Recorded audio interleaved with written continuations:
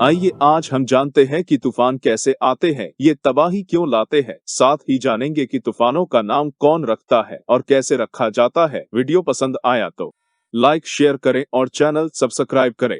Cyclone शब्द Greek भाषा के साइक्लोस से लिया गया है, जिसका अर्थ है सांप की कुंडलियां। इसे ऐसा इसलिए कहा जाता है क्योंकि बंगाल की खाड़ी और अरब सागर में ट्रॉपिकल साइक्लोन समुद्र में कुंडली मारे सांपों की तरह दिखाई देते हैं। चक्रवात एक गोलाकार तूफान होते हैं जो गर्म समुद्र के ऊपर बनते हैं। जब ये चक्रवात जमीन पर पहुंचते हैं तो अपने साथ भारी बारिश और तेज हवाएं लेकर आते हैं। ये हवाएं उनके रास्ते में आने वाले पेड़ों, गाड़ियों और कई बार तो घरों को भी तबाह कर सकती हैं।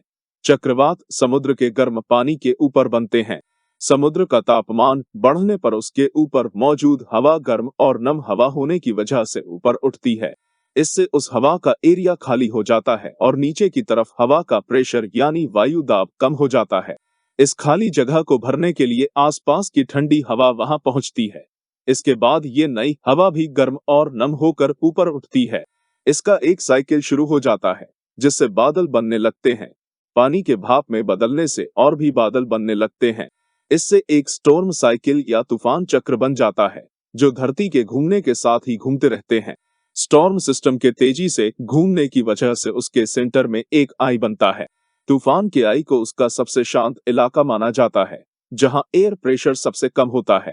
ये स्टॉर्म सिस्टम हवा की स्पीड 62 किमी घंटे होने तक ट्रॉपिकल स्टॉर्म कहलाते हैं। हवा की रफ्तार 120 किमी घंटे पहुंचने पर ये स्टॉर्म साइक्लोन बन जाते हैं। साइक्लोन आमतौर पर ठंडे इलाकों में नहीं बनते हैं, क्योंकि इन्हें बनने के लिए गर्म समुद्री पानी की जरूरत होती है।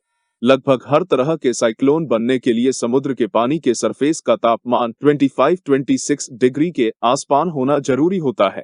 इसीलिए साइक्लोन को ट्रॉपिकल साइक्लोन भी कहा जाता है।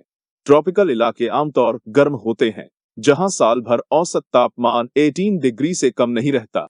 स्टॉर्म या तूफान वातावरण में एक तरह का डिस्टरबेंस होता है, जो तेज हवाओं के जरिए सामने आता है और उसके साथ बारिश, बर्फ या ओले पड़ते हैं। जब ये धरती पर होते हैं तो आम तूफान कहलाते हैं, लेकिन समुद्र से उठने वाले स्टॉर्म को साइक्लोन कहते हैं। साइक्लोन आम स्टॉर्म से ज्यादा तीव्र और खतरनाक होते हैं। साइक्लोन, हरिकेन और टाइफून तीनों एक ही चीज होते हैं और इन्हें ट्रॉपिकल साइक्लोन भी कहा जाता है। दुनिया भर में साइक्लोन को अलग अलग नामों से बुलाया जाता है। जैसे उत्तरी अमेरिका और कैरेबियन आइलैंड में बनने वाले साइक्लोन को हरिकेन, फिलीपींस, जापान और चीन में आने वाले साइक्लोन को टाइफून और ऑस्ट्रेलिया और हिंद महासागर यानी भारत के आसपास आने वाले तूफान को साइक्लोन कहा जाता है। समुद्रों के लिहाज से देखें तो अटलांटिक और उत्तर पश्चिम महासागरों में बनने वाले साइक्लोन हरिकेन कहलाते हैं। उत्तर पश्चिम प्रशांत महासागर में बनने वाले साइक्लोन टाइफून कहलाते हैं। वहीं दक्षिण प्रशांत महासागर और हिंद महासागर में उठने वाले तूफान साइक्लोन कहलाते हैं। इसी वजह से भारत के आसपास के इलाकों में आने वाले समुद्री तूफान साइक्लोन कहलाते हैं।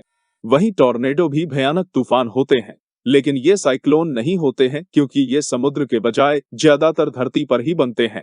टॉर्नेडो सबसे ज्यादा अमेरिका में आते हैं।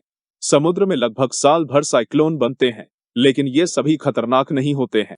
भारत में ज्यादातर साइक्लोन बंगाल की खाड़ी और पूर्वी तट पर आते हैं, यानी बंगाल की खाड़ी में अरब सागर की तुलना में ज्यादा साइक्लोन आते हैं। भारतीय मौसम विभाग के अनुसार हिंद महासागर में हर साल आने वाले औसतन 5 साइक्लोन में से 4 बंगाल की खाड़ी और केवल एक अरब सागर में आता है। इसकी प्रमुख वजह यह है कि बंगाल की खाड़ी के समुद्र के पानी की तुलना में अरब सागर के पानी का तापमान कम रहता है। इसीलिए बंगाल की खाड़ी में ज्यादा साइक्लोन बनते हैं। जमीन पर पहुंचने के कुछ घंटों या दिनों बाद साइक्लोन आमतौर पर कमजोर पड़ने लगते हैं, क्योंकि उन्हें गर्म समुद्री पानी से मिलने वाली एनर्जी और नमी मिलना बंद हो जाती है। हालांकि तब भी कई बार साइक्लोन जमीन में काफी दूर तक सफर तय करते हैं और अपने साथ तेज बारिश और हवा लाते हैं, जिससे भारी तबाही होती है।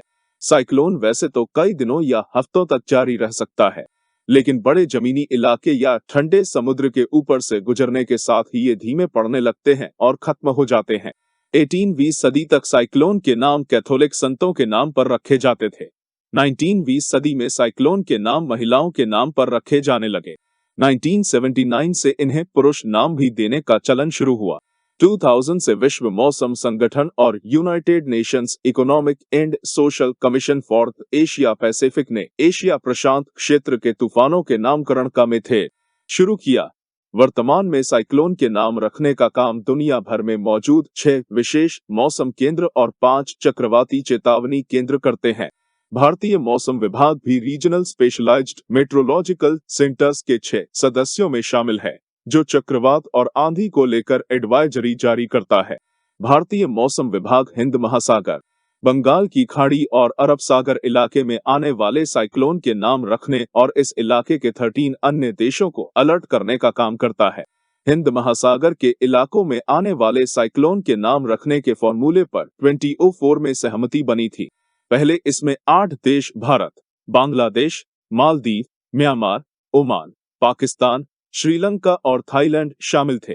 2018 में इसमें ईरान, कतर, सऊदी अरब, यूएई और यमन भी शामिल हुए, जिन्हें मिलाकर इनकी संख्या 13 हो गई।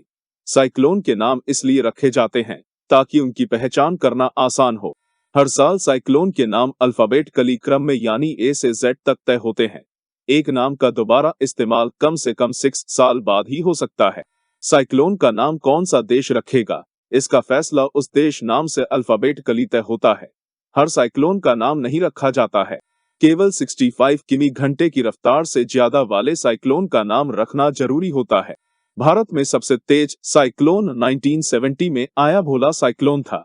ये भारत ही नहीं दुनिया का सबसे घातक साइक्लोन था। इसने भारत के पश्चिम बंगाल और बांग्लादेश में भारी तबाही मचाई थी, जिसमें 4 लाख लोगों की मौत हुई थी। वीडियो पसंद आया तो लाइक शेयर करें और चैनल सब्सक्राइब करें। धन्यवाद।